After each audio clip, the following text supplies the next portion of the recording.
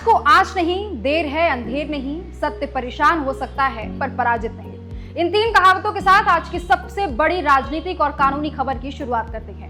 नमस्कार, मैं हूं दिव्यांशी पांडे, आप देख रहे हैं बिंद फर्स्ट। आज बात उस फैसले की जिसने दिल्ली की राजनीति, राष्ट्रीय सियासत और जांच एजेंसियों की भूमिका तीनों पर एक साथ बड़ा असर डाला है। दिल्ली के कथित शराब नीति घोटाले से जुड़े सीबीआई केस में राउज एवेन्यू कोर्ट ने पूर्व मुख्यमंत्री अरविंद केजरीवाल और पूर्व उप मुख्यमंत्री मनीष सिसोदिया समेत सभी 23 आरोपियों को आरोप तय करने से पहले ही बरी कर दिया। कोर्ट ने साफ कहा, उपलब्ध सामग्री के आधार पर आरोप साबित नहीं होते। तो आज के इस विस्तृत एक्सप्लेनर में हम समझेंगे कोर्ट ने क्या कहा, सीबीआई की चार्जशीट में क्या खामियां थी, केजरीवाल और सिसोदिया की प्रक्रिया क्या रही, राजनीतिक आरोप प्रत्यारोप कहां तक जायज है और सबसे बड़ा सवाल, इस फैसले का आगे क्या असर होगा। सबसे पहले जानते हैं क्या है पूरा मामला। यह मामला 2021-22 की दिल्ली शराब नीति से जुड़ा है। आरोप था कि नई आबकारी नीति के जरिए लाइसेंस वितरण में अनियमितताएं हुई, कुछ निजी कंपनियों को कथित रूप से फायदा पहुंचाया गया और बदले में रिश्वत ली गई। सीबीआई ने इस मामले में कुल 23 लोगों के खिलाफ चार्जशीट दाखिल की थी। आरोपों में आपराधिक साजिश, भ्रष्टाचार और पद के दुरुपयोग जैसी धाराएं शामिल थी। लेकिन राउज एवेन्यू कोर्ट ने आरोप तय करने से पहले ही कहा, चार्जशीट में लगाए गए आरोपों को समर्थन देने के लिए पर्याप्त और ठोस साक्ष्य उपलब्ध नहीं है।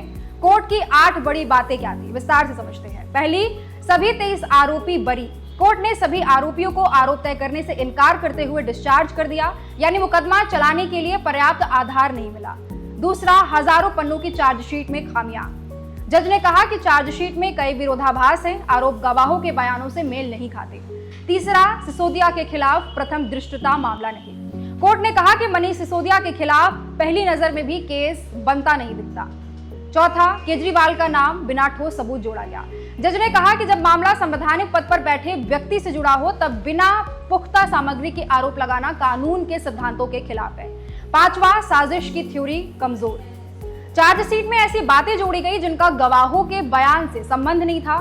छठवां, मुख्य आरोपी कुलदीप सिंह पर सवाल। जज ने आश्चर्य जताया कि उन्हें पहला आरोपी क्यों बनाया गया जबकि ठोस सामग्री नहीं थी। सातवां, जांच अधिकारी पर विभागीय जांच।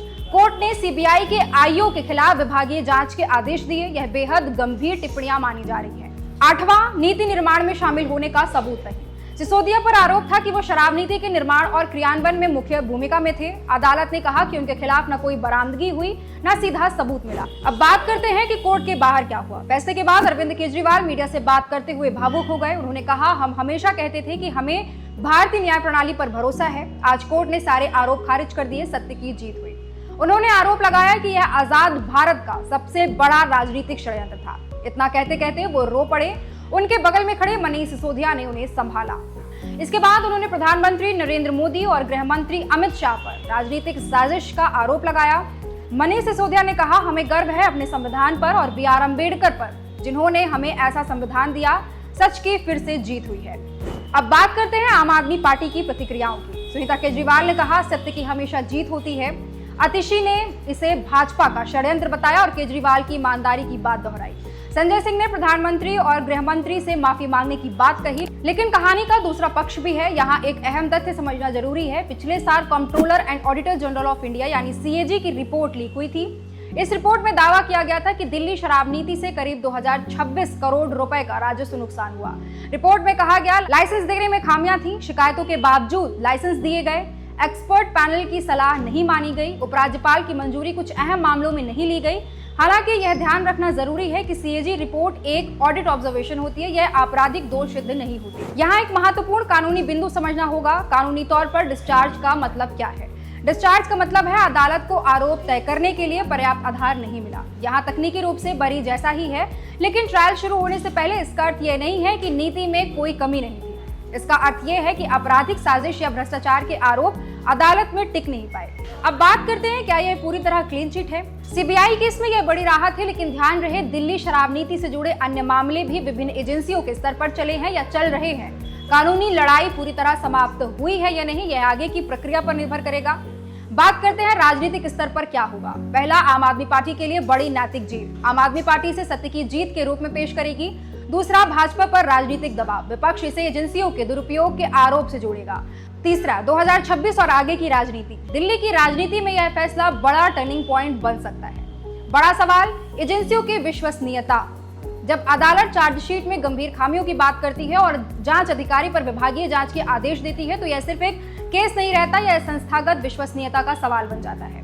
बात करते हैं क्या जांच एजेंसियों को और मजबूत, स्वतंत्र और पारदर्शी बनाने की जरूरत है। डेटा बनाम राजनीति, एक तरफ अदालत का फैसला है, दूसरी तरफ सीएजी के रिपोर्ट में राजस्व नुकसान का दावा है। अब आगे क्या सीबीआई इस फैसले को उच्च अदालत में चुनौती देगी? क्या राजनीतिक विमर्श और तीखा होगा? क्या यह फैसला 2026 की दिल्ली राजनीति को बदल देगा? इन सवालों के जवाब आने वाला समय देगा। सत्य परेशान हो सकता है, पराजित नहीं। आज अदालत ने उपलब्ध साक्ष्यों के आधार पर फैसला दिया है। यह फैसला न सिर्फ दो बड़े नेताओं के लिए राहत है, बल्कि भारतीय न्याय प्रणाली में विश्वास की पुनर्पुष्टि भी है। लेकिन लोकतंत्र में न्यायपालिका, जांच एजेंसियों और राजनीतिक दलों तीनों की जवाबदेही बराबर है। सवाल सिर्फ ये नहीं है कि कौन जीता और कौन हारा, सवाल ये है कि क्या हमारी संस्थाएं और मजबूत होंगी, क्या राजनीति आरोपों से आगे बढ़कर नीतिगत बहस तक पहुंचेगी और क्या जनता को पारदर्शिता, जवाबदेही और सुशासन मिलेगा। आप क्या सोचते हैं? क्या यह सच की जीत है या कहानी अभी भी बाकी है? कमेंट में अपनी राय जरूर लिखिए। अगर आपको यह विस्तृत डेटा आधारित और संतुलित एक्सप्लेनर पसंद आया हो तो वीडियो को लाइक करें, शेयर करें और चैनल को सब्सक्राइब करें।